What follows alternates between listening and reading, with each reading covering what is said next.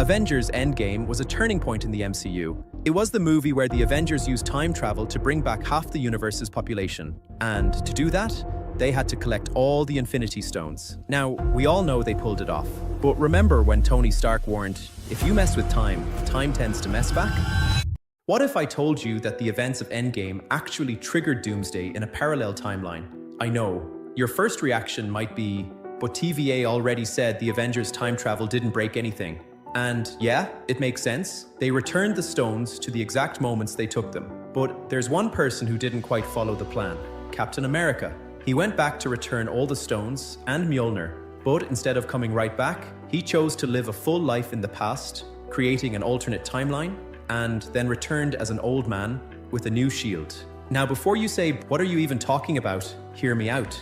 Steve first returns the Soul Stone. He probably gives it back to Red Skull or drops it off the cliff at Vormir. Then he travels to Asgard to return Mjolnir and hands the ether back to Frigga. Since Frigga had already spoken to a future Thor, she might have helped Steve out. Next, he goes to New York to meet the Ancient One.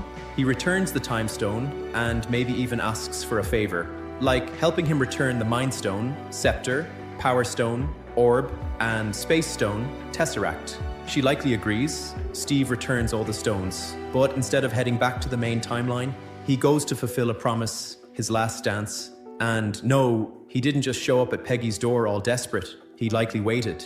Maybe he picked a moment when his past self was off fighting Red Skull. He stops Red Skull, letting his past self teleport away with the Tesseract. And just like that, a new timeline begins. In this timeline, Steve not only stops Red Skull, but also crushes Hydra early on. But here's the twist, because the Tesseract gets lost in the ocean, things don't play out the same way. Howard Stark never discovers the Tesseract, which means no arc reactor and no Iron Man. Carol Danvers never gets her powers, no Captain Marvel, the world never gets the heroes it once had. Howard Stark still works on weapons. During a trip to Latveria, he and Maria Stark are killed in an attack orchestrated by Obadiah Stane. But Tony Stark didn't die that day. He was reborn, not as Iron Man, but as something much darker, something the world would come to fear. In part 2, you'll meet the man who rose from the ashes, Victor Von Doom.